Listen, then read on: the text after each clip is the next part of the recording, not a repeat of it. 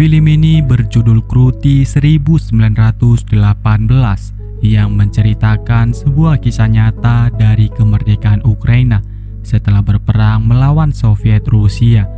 Untuk pertama kalinya selama 3 abad, Ukraina mendapatkan kesempatan untuk memulihkan kemerdekaan mereka setelah runtuhnya Kekaisaran Rusia pada tahun 1917.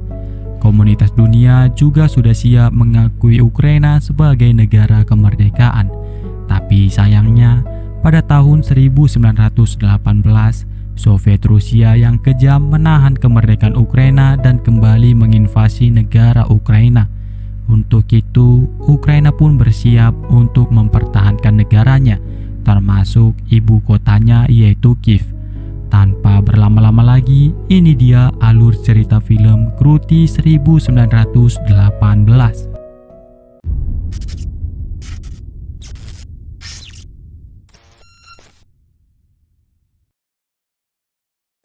Film dimulai di sebuah universitas yang memperlihatkan seorang mahasiswa yang sedang melaksanakan ujian.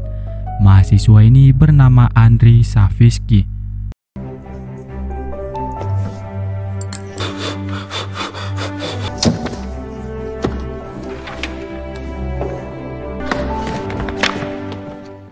Kemudian scene berpindah dan terlihat banyaknya kerumunan rakyat Ukraina untuk mendengarkan pidato dari presiden mereka. Andriy yang tidak mau ketinggalan dengan pidato tersebut juga datang ke tempat itu setelah selesai dari ujiannya.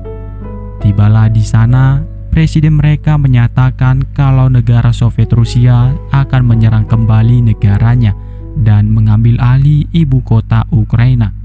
Presiden mereka juga menyampaikan keterbukaan relawan militer kepada semua rakyatnya, terutama kaum pemuda Ukraina, untuk mendaftarkan diri mereka sebagai relawan militer dalam memperjuangkan negaranya.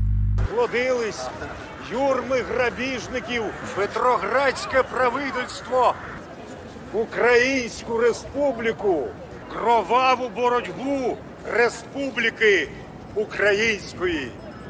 Namun sebagian rakyatnya banyak yang tidak setuju dengan peperangan melawan Soviet Rusia karena pada peperangan sebelumnya telah banyak darah yang bertumpahan. Bahkan Lenin sebagai pemimpin Soviet Rusia juga menjanjikan tanah dan tanaman untuk rakyat Ukraina jika mereka mau mengalah terhadap Soviet Rusia. Walaupun sebagian rakyatnya menolak, Presiden Ukraina yakin kalau banyak yang ingin mempertahankan kemerdekaan negaranya dan ikut mendaftar sebagai relawan militer. Setelah pidato tersebut selesai, sebagian mahasiswa pun mulai mendaftarkan diri mereka sebagai relawan militer. Sementara Andriy masih ragu untuk mendaftarkan dirinya sebagai relawan militer karena bagi dirinya perang bukan untuknya dan peperangan itu bisa diselesaikan dengan cara berdamai. Di tempat itu, Andriy juga bertemu dengan sahabat kecilnya bernama Sofia dan kakak laki-lakinya bernama Oleska. Oleska ini adalah salah satu anggota militer Ukraina dan pengagum berat dari Sofia.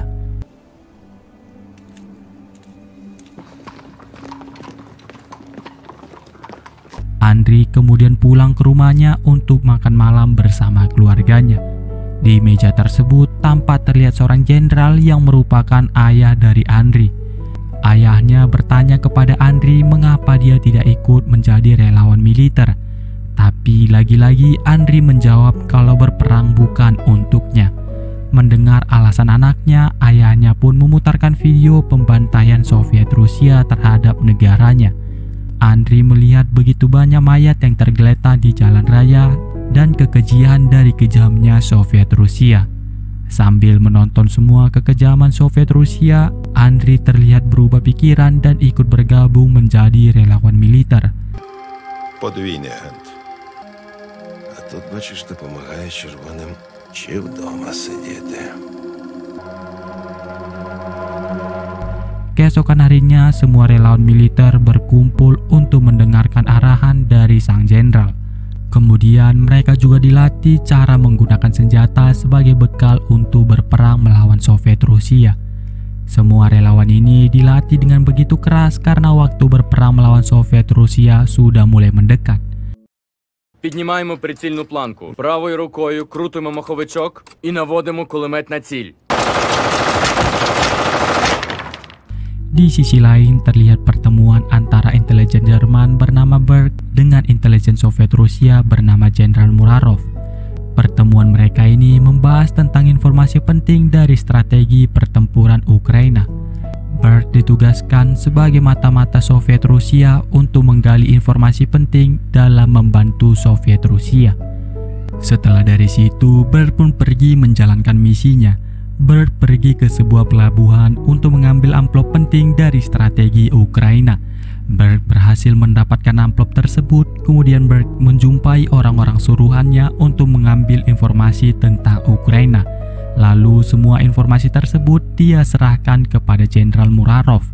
Dari semua informasi tersebut, Murarov membuat strategi untuk menyerang kota Kruty sebagai ancaman untuk mendapatkan ibu kota Ukraina yaitu Kiev.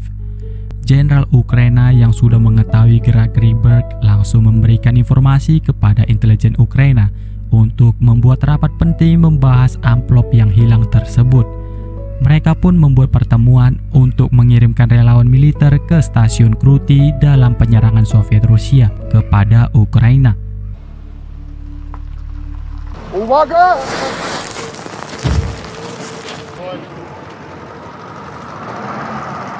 Semua relawan pun dikumpulkan untuk berjaga-jaga di stasiun Kruty. Di saat semua relawan mengucapkan perpisahan kepada keluarganya, Oleska datang menjumpai Andriy untuk melarangnya ikut berperang melawan Soviet Rusia. Oleska mengetahui kalau pasukan Soviet Rusia memiliki jumlah yang lebih banyak daripada Ukraina. Maka dari itu, Oleska takut dengan keadaan adiknya. Tapi Andriy meyakinkan Oleska kalau dia akan selamat melawan Soviet Rusia. Tidak lama setelah itu, Sofia datang menjumpai Andriy dan memberikan semangat kepadanya.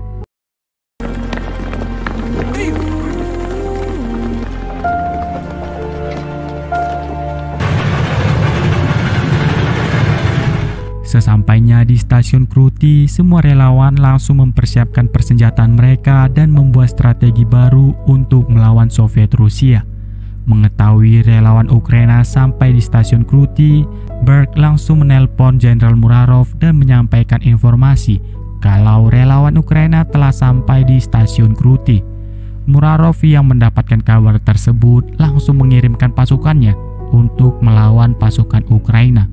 Jenderal Ukraina yang telah siap membuat strateginya menunggu pasukan Soviet Rusia turun dari kereta.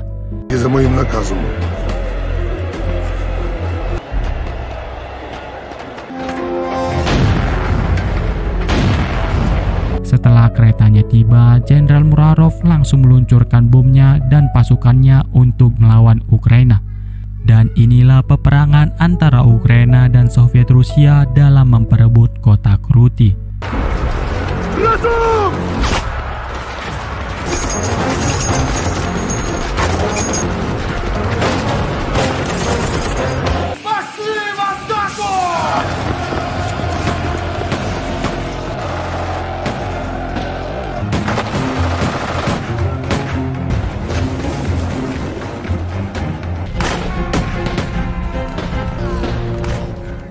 Kemudian Jenderal Ukraina berhasil merebut gerobak persenjataan Soviet Rusia dengan amunisi yang cukup banyak.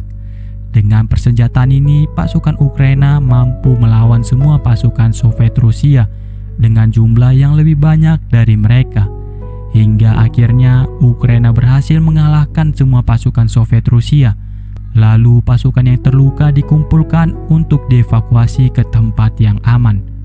Sementara itu, pasukan yang selamat termasuk Andriy diperintahkan untuk berjaga-jaga menunggu kereta evakuasi. Щоб 80 кілограмів не перетаскувати кожного разу. Хороша ідея. Setelah kereta yang dinanti-nanti datang, semua pasukan Ukraina pun dievakuasi ke dalam kereta api. Namun sayangnya evakuasi itu terhambat sementara karena pasukan Soviet Rusia kembali datang dengan jumlah yang lebih banyak. Andriy dan pasukan lainnya yang berjaga harus kewalahan dalam melawan pasukan Soviet Rusia. Jenderal Ukraina yang melihat banyaknya pasukan Soviet Rusia menyuruh semua pasukannya untuk masuk ke dalam kereta api. Hingga akhirnya pasukan Ukraina pun berhasil dievakuasi dan masuk ke dalam kereta api.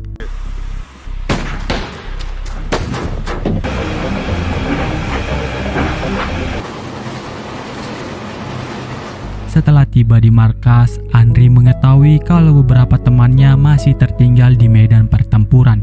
Melihat hal itu, Andriy pun meminta jenderalnya untuk membantu pasukan yang tertinggal. Namun sang jenderal membantah untuk tidak pergi ke sana. Dengan jiwa persahabatan yang kuat, Andriy pun memutuskan untuk pergi menyelamatkan temannya. Di medan pertempuran, ternyata pasukan Ukraina telah ditangkap oleh jenderal Soviet Rusia. Dan semua pasukan Ukraina ini akan dieksekusi pada esok harinya.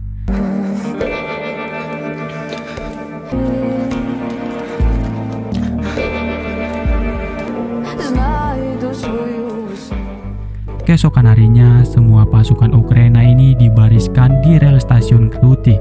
Semua pasukan ini akan dieksekusi mati dengan senjata laras panjang. Ketika semua pasukan ini mau dieksekusi, mereka pun menyanyikan lagu kebangsaan negara mereka.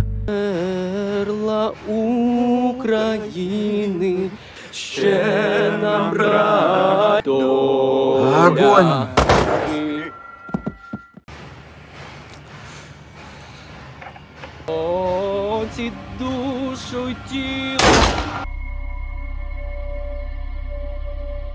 Setelah kejadian itu, Oleska pun kemudian datang ke stasiun Kruty untuk meminta perdamaian dengan jenderal Soviet Rusia. Oleska juga memberikan sebuah surat perdamaian kepada jenderal Soviet Rusia sebagai kesepakatan mereka. Hingga akhirnya kesepakatan pun tercapai.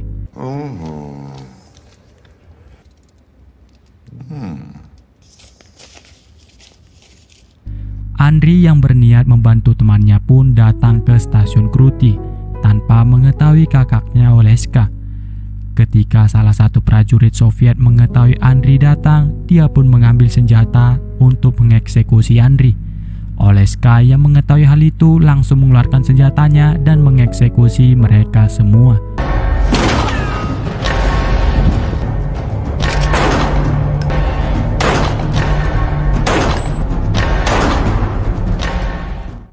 Setelah semuanya berhasil dieksekusi, jenderal Soviet Rusia tampak masih hidup akibat rompi yang digunakannya.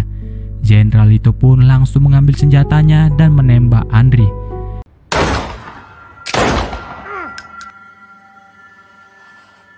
Tembakan itu pun mengenai Oleska tepat di bagian dadanya. Kejadian itu pun membuat Oleska sekarat dan kehabisan darah. Kemudian Oleska menyampaikan pesan kepada Andriy untuk memberikan surat-surat perdamaian tersebut kepada ayahnya. Dan itulah pesan terakhir yang disampaikan Oleska sebelum meninggal dunia.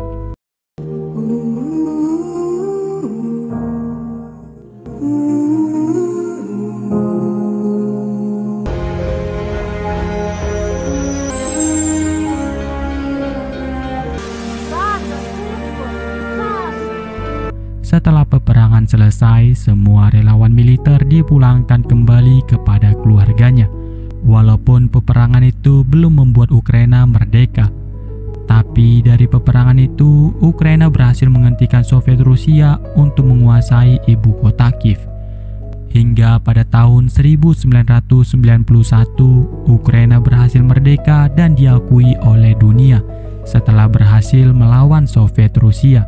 Dan film pun selesai. So, itu dia alur cerita film Kruty 1918. Jika kalian suka dengan kontennya, jangan lupa tinggalkan like, subscribe, dan nyalakan tombol notifikasinya. Saya Levi dan sampai jumpa di alur cerita film lainnya.